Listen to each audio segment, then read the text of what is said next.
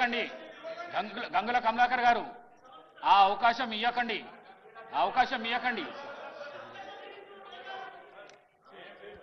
గౌరవ ముఖ్యమంత్రి గారు. స్పీకర్ సార్, గౌరవ సభ్యులు 2009, 2014, 2018, 2023 4 సార్లు శాసనసభ్యుడిగా ఎన్నికైన వ్యక్తిగానే కాకుండా కరీంనగర్ లోకల్ బాడీస్లో మున్సిపల్ కార్పొరేటర్గా కూడా వారు పనిచేసి స్థానిక సంస్థలు ఏ విధంగా పనిచేస్తాయి, రిజర్వేషన్లు ఏ విధంగా ఇస్తారు, రిజర్వేషన్లు ఇవ్వాలంటే తీసుకోవాల్సిన నిర్ణయాలు, సేకరించాల్సిన సమాచారం పట్ల బీసీ మంత్రిగా కూడా వారు పనిచేసి వారికి సంపూర్ణమైన అవగాహన ఉన్నదని నేను భావిస్తున్నా. నేను అవగాహన లేదని నేను అనడం లేదు. కానీ ఈ సభను వేదికగా మార్చుకొని తప్పుడు సమాచారాన్ని బలహీన వర్గాలకు అనుమానం కలిగించే విధంగా, తెలంగాణ సమాజంలో అపోహలు సృష్టించే విధంగా వాళ్ళ పార్టీ ఆదేశాల మేరకు వారు ఏమన్నా మాట్లాడుతున్నారేమో నాకు తెలీదు. మొట్టమొదట ఈ మొత్తం వివరాలను సేకరించడానికి సంబంధించి బీసీ కమిషన్కి ప్రభుత్వము ఇవ్వడం జరిగింది. ఆ తర్వాత ఆర్ కృష్ణయ్య గారు రాజ్యసభ సభ్యులు రిట్ పిటిషన్ నెంబర్ 30381 ఆఫ్ 2024 వారు హైకోర్టులో ఒక రిట్ పిటిషన్ ఫైల్ చేసి ఇది బీసీ కమిషన్ ద్వారా కాదు, డెడికేటెడ్ కమిషన్ ద్వారా ఈ సమాచార సేకరణ మొత్తం జరగాలి, ట్రిపుల్ టెస్ట్ బాధ్యతలను అప్పగించేందుకు డెడికేటెడ్ కమిషన్ వేయండి అని చెప్పి ఆర్ కృష్ణయ్య గారు హైకోర్టుకు వెళ్ళడం జరిగింది అధ్యక్ష. వారి పిటిషన్ బేసిస్ మీద హైకోర్ట్ ఆఫ్ తెలంగాణ రాష్ట్ర ప్రభుత్వానికి ఆదేశాలు జారీ చేసింది. ఇది ఆ కాపీ అధ్యక్ష. దాని ప్రకారము 24 అవర్స్ తిరిగే లోపలనే హైకోర్టు ఆదేశాలు ఇచ్చిన మరుక్షణం తెలంగాణ రాష్ట్ర ప్రభుత్వం చిత్తశుద్ధితో బలహీన వర్గాలకు ఎన్నికల సమయంలో ఇచ్చిన మాట నిలబెట్టుకోవాలి, 42% రిజర్వేషన్లు ఇవ్వాలి, 600 అయినా అక్కడు సూర్యుడు ఇక్కడ మొలిసినా ఇచ్చిన మాట నిలబెట్టుకోవాలని వారు ప్రాతినిధ్యం వహిస్తున్న గడ్డ మీద నుంచి 2004న శ్రీమతి సోనియా గాంధీ గారు తెలంగాణ ప్రజల యొక్క ఆకాంక్ష నెరవేరుస్తా అని చెప్పి ఎన్ని ఒడుదుడుకులు వచ్చినా, ఎన్ని అడ్డంకులు చేసినా, ఎంతమంది కుట్రలు పన్నినా, ఆంధ్రప్రదేశ్లో పార్టీ పూర్తిగా తుడిచిపెట్టకపోయినా, కేంద్రంలో అధికారం కోల్పోయినా, తెలంగాణలో రాజకీయ ఒడిదుడుకులను ఎదుర్కొన్న ఇచ్చిన మాట నిలబెట్టుకోవడం కోసం శ్రీమతి సోనియా గాంధీ గారు ఒక సాహసోపేతమైన నిర్ణయం తీసుకొని తెలంగాణ రాష్ట్రం ఇచ్చిన పార్టీ కాంగ్రెస్ పార్టీ అధ్యక్ష. అట్లాంటి కాంగ్రెస్ పార్టీ నాయకుడు రాహుల్ గాంధీ గారు ఈ 42% బీసీలకు, బలహీన వర్గాలకు భారత్ జోడో యాత్ర సందర్భంగా ఇచ్చిన మాటను అమలు చేయడానికి చిత్తశుద్ధితో అన్ని రకాల ప్రయత్నాలు చేసి ఎక్కడ కూడా వారే చెప్పారు, గతంలో బీహార్లో చేస్తే అడ్డంకులు వచ్చినాయి, రాజస్థాన్లో చేస్తే అడ్డంకులు వచ్చినాయి, ఇతర రాష్ట్రాలలో చేస్తే అడ్డంకులు వచ్చినాయి, ఆ విధమైన అడ్డంకులు తెలంగాణ రాష్ట్రంలో రాకూడదు, బలహీన వర్గాలకు మేలు జరగాలి అన్న ఆలోచనతోటి అధికారుల కమిటీని, కమిషన్ని, మంత్రులను కూడా ఆయా రాష్ట్రాలకు పంపించి అక్కడ మొత్తం సమాచారాన్ని సేకరించి అక్కడ చట్టపరంగా, న్యాయపరంగా ఎదుర్కొన్న సమస్యలను అన్నిటిని కూడా క్షుణ్ణంగా పరిశీలించి ఆ తర్వాత డెడికేటెడ్ కమిషన్ అపాయింట్ చేయడం జరిగింది అధ్యక్ష. ఈ మొత్తం ప్రక్రియ ఫిబ్రవరి 4, 2024 నాడు మొదలుపెట్టి ఫిబ్రవరి 4, 2025 సరిగ్గా 365 రోజులు తిరిగే లోపల పకడ్బందీ చట్టాన్ని చేసి ఈ రోజు తెలంగాణ రాష్ట్రంలో బలహీన వర్గాలకు స్థానిక సంస్థల పంచాయతీరాజ్లో, స్థానిక సంస్థలు మున్సిపాలిటీస్లో 42% రిజర్వేషన్లు ఇవ్వాలని చిత్తశుద్ధితో మేము ముందుకు వెళ్ళినాం అధ్యక్ష. ఇదే కాదు, ఇదే శాసనసభలో మంత్రివర్గంలో తీర్మానం చేసి శాసనసభలో ఆమోదింపజేసి విద్యా ఉద్యోగ అవకాశాలలో 42% బిల్లును, అదేవిధంగా స్థానిక సంస్థల్లో 42% రిజర్వేషన్లు 2 బిల్లులను మేము ఆమోదించి గవర్నర్ గారికి పంపించినాం అధ్యక్ష. గవర్నర్ గారు వాటిని ఆమోదించకుండా రాష్ట్రపతి గారికి పంపించారు. దాదాపుగా 5 నెలల నుంచి ఆ 2 బిల్లులు రాష్ట్రపతి గారి దగ్గర ఉన్నాయి అధ్యక్ష. ఈలోపు స్థానిక సంస్థల ఎన్నికలు నిర్వహించడం లేదు, ఆలస్యమైందని కొంతమంది హైకోర్టుకి వెళ్తే తెలంగాణ హైకోర్టు మాకు ఆదేశాలు ఇచ్చి సెప్టెంబర్ 30 తారీఖు లోపల ఎన్నికలను పూర్తి చేయండి అని ఆదేశాలు ఇచ్చింది. ఆదేశాలు ఇచ్చినప్పటి నుంచి 30 రోజుల లోపల రిజర్వేషన్లను కూడా నిర్ధారించండి అని చెప్పి ఆదేశాలు ఇవ్వడం జరిగింది అధ్యక్ష.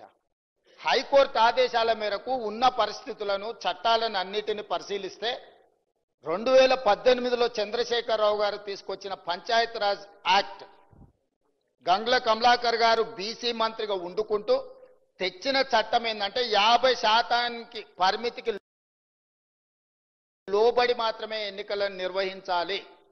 50% రిజర్వేషన్ల పరిమితికి లోబడి పంచాయతీరాజ్లో కానీ 2019లో తెచ్చిన మున్సిపల్ యాక్ట్ ప్రకారం కానీ 50% పరిమితికి లోబడి రిజర్వేషన్లు ఇవ్వాలని చట్టాలను తీసుకొచ్చింది.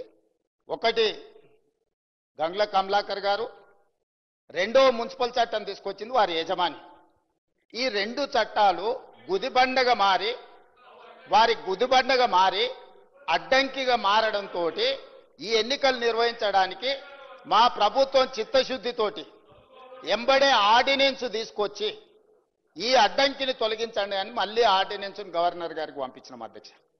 గవర్నర్ గారు ఆ ఆర్డినెన్స్ను కూడా వీళ్ళ మాటలు నమ్మి, ఒకప్పుడు ఆయన ఒక రాష్ట్రానికి ఆర్థిక మంత్రి, ఒకప్పుడు ఈ రాష్ట్రానికి ఆర్థిక మంత్రిగా పనిచేసిన ఆయనకి ఇద్దరి మధ్యలో మిత్రులతో ఉండి తెర వెనుక లాబింగ్ చేసి ఇది కూడా రాష్ట్రపతి గారికి పంపించండి చెప్తే ఈ ఆర్డినెన్స్ కూడా రాష్ట్రపతి గారి దగ్గరకు పోయింది అధ్యక్ష. ఆ రోజు ఆర్డినెన్స్ ఎందుకు తెచ్చినాం అధ్యక్ష? అత్యవసరం ఉండి శాసనసభ నడవడం లేదు కాబట్టి ఆర్డినెన్స్ తీసుకొచ్చి పంపించినాం. ఈ రోజు శాసనసభ ఉన్నది కాబట్టి ఆర్డినెన్స్ రాష్ట్రపతి నుంచి ఆమోదం పొందలేదు. ఎప్పుడైనా అత్యవసరంగా ఆర్డినెన్స్ తెస్తే ఆ తర్వాత వచ్చే శాసనసభలో బిల్లు ఆమోదించుకుంటాం. ఇవాళ ఆ బిల్లులు తీసుకొచ్చి ఇక్కడ పెట్టి వీటిని ఆమోదించండి అని అంటే ఏమాత్రం ఇప్పుడు గంగుల కమలాకర్ గారు మాట్లాడింది చూడండి అధ్యక్ష. 42% రిజర్వేషన్లు బలహీన వర్గాలకు వస్తే మొదటి వరుసలో గంగుల కమలాకర్ సంతోషంగా ఉంటాడని చెప్పిండు. వాళ్ళ నాయకుడు చంద్రశేఖరరావు, వాళ్ళ నాయకుడు తారక రామారావు, వాళ్ళ నాయకుడు హరీష్ రావు సంతోషంగా ఉంటాడని చెప్పలే. ఆయన స్పష్టంగా చెప్తున్నాడు వాళ్ళకి సంతోషం లేదు, వాళ్ళకి దుఃఖం ఉన్నది, వాళ్ళకి బాధ ఉన్నది, వాళ్ళు కడుపు నిండా విషం పెట్టుకొని ఉన్నారని చెప్పి గంగుల కమలాకర్ గారు స్పష్టంగా చెప్పారు. నాకు కూడా తెలుసు గంగుల కమలాకర్ గారు అభినందిస్తారు దీన్ని. కానీ ఆయన బాధల్లా వెనకాల కూర్చొని నడుపుతున్న ఆయన సమస్య. సో అందుకోసమని ఈరోజు మీరు చెప్తున్న జీవోలు ఏవైతే ఉన్నాయో అధ్యక్ష,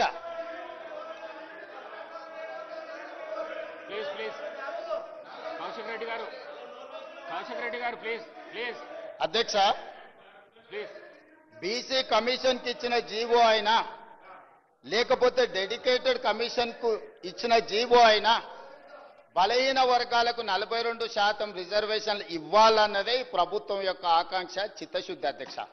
అందుకోసమని ఇప్పటి వరకు కలిసి రాలే. అదేవిధంగా గంగుల కమలాకర్ గారు ఇంకొక మాట అన్నారు, ఢిల్లీకి అఖిలపక్షాన్ని తీసుకెళ్తా అన్నారు, మీరు అఖిలపక్షాన్ని తీసుకెళ్లలేదని.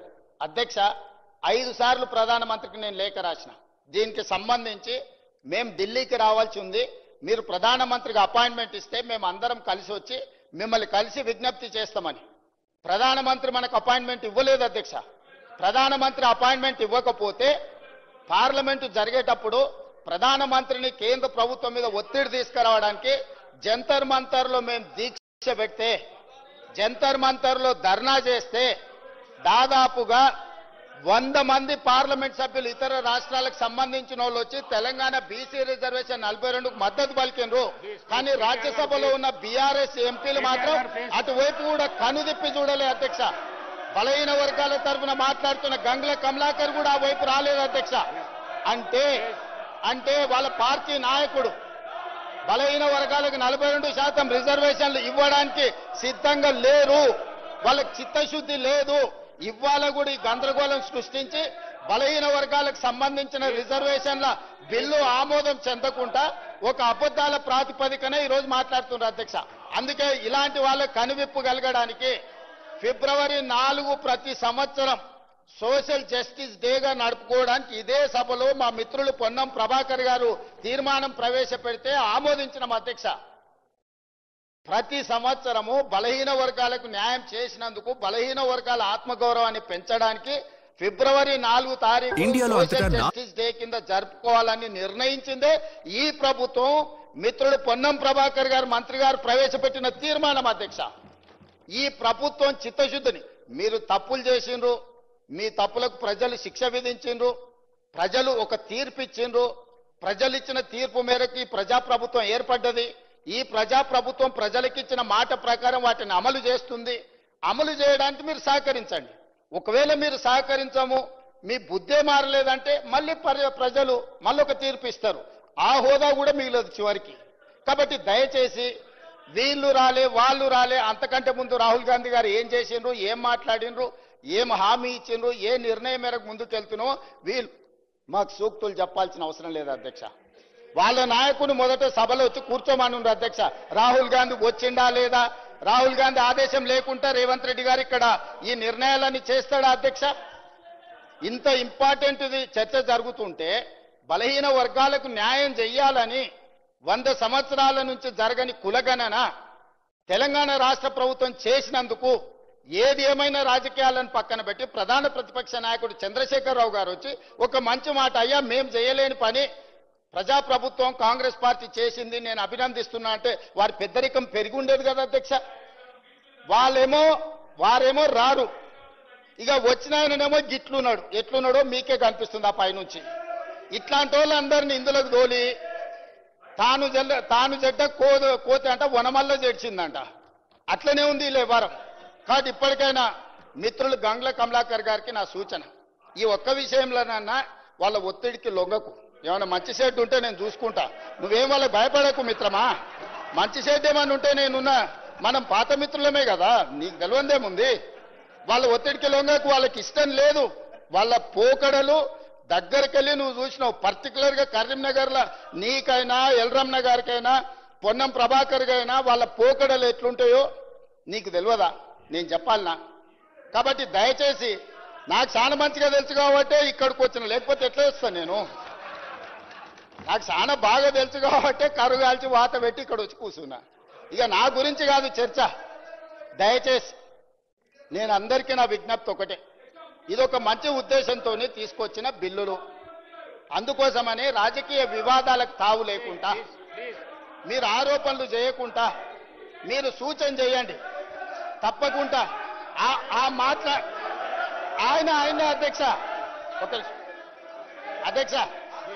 అధ్యక్ష ఆ వెనకాల గట్టిగా అరిసేట ఆయన కూడా ఆయనే అధ్యక్ష, ఆసోపతే. అందుకే ఆయనకి ఇష్టం లేదు, ఆయన కూడా అందుకే అట్లా అరుస్తున్నాడు అధ్యక్ష. కాబట్టి అధ్యక్ష, అది కల్వకుంట్ల కాదు అధ్యక్ష, కల్వకుండా ఉంచడం అన్నమాట. ఎవ్వరు కల్వకుండా ఉండాలి. బీసీలు ఓసీలు కలవద్దు, ఎస్సీలు ఎస్టీలు కలవద్దు, మైనారిటీలు హిందువులు కలవద్దు. అది కలవకుండా చూసే కుటుంబం అధ్యక్ష, అది కలవకుండా కుటుంబం కాదు. కాబట్టి ఇప్పటికైనా ఈ బిల్లును చర్చ లేకుండా మన సభ అంతా ఏకగ్రీవంగా ఆమోదించి చేస్తే కేంద్ర ప్రభుత్వం మీద ఒత్తిడి తీసుకురావడానికి ఉంటది. మేము ధర్నా చేసినప్పుడు రాలేదు, మాకెట్లాగూ మోడీ గారు ఈ విషయంలో అపాయింట్మెంట్ ఇవ్వలే. మిత్రులు పాయల శంకర్కి ఢిల్లీలో మంచి ఇన్ఫ్లుయెన్స్ ఉంది. మోడీ గారు అపాయింట్మెంట్ ఇప్పిస్తే మనందరం కలిసి వెళ్ళి రాష్ట్రపతి గారి దగ్గర పెండింగ్ ఉన్న విద్యా ఉద్యోగ అవకాశాలకు సంబంధించిన బిల్లు, అదేవిధంగా రాజకీయ స్థానిక సంస్థలలో రాజకీయ రిజర్వేషన్ల బిల్లు, ఇప్పుడు చంద్రశేఖరరావు గారు 50% నియంత్రించుకుంటూ ఏదైతే తెచ్చిండో, వారు తెచ్చిన బిల్లు వల్ల పంచాయతీరాజ్లో ఎస్సీ ఎస్టీల రిజర్వేషన్లు తీస్తే ఆల్మోస్ట్ 27% పోతాయి అధ్యక్ష. ఇక 23% బీసీలకు వచ్చినాయి. అదేవిధంగా మున్సిపాలిటీస్లో కూడా ఆ రిజర్వేషన్లు తీసేస్తే దాదాపుగా 31% బీసీలకు వస్తున్నాయి అధ్యక్ష మున్సిపాలిటీస్లలో. కాబట్టి ఈ రోజు గుదిగ బండగ మారిందే 2018లో టీఆర్ఎస్ పార్టీ తీసుకొచ్చిన 50% పరిమితి చేసిన రిజర్వేషన్ల చట్టమే ఈ రోజు గుదిబండగా మారింది స్థానిక సంస్థలలో. అదేవిధంగా మున్సిపాలిటీస్లో కూడా ఆ నిబంధననే మనకు అడ్డంకిగా మారింది. ఈ మూడవ మున్సిపల్ ఇప్పుడు పెట్టిన సవరించిన బిల్లులు కూడా ఆమోదిస్తే ఆ 50% అడ్డంకి తొలగిపోతే భవిష్యత్ కార్యాచరణ మొత్తం పకడ్బందీగా చేస్తాం అధ్యక్ష. నేను మళ్ళొకసారి మిత్రుడికి నేను మాట ఇస్తున్నా సభానాయకుడిగా, చిత్తశుద్ధితోని దీన్ని అమలు చేసుకుందాం. దీన్ని చిలువలు పలువలు చేసి మిమ్మల్ని మీరే అవమానించుకోకండి ఒకరిని ఒకరు. ఎందుకు అనంటే వాళ్ళు బాగానే ఉంటారు.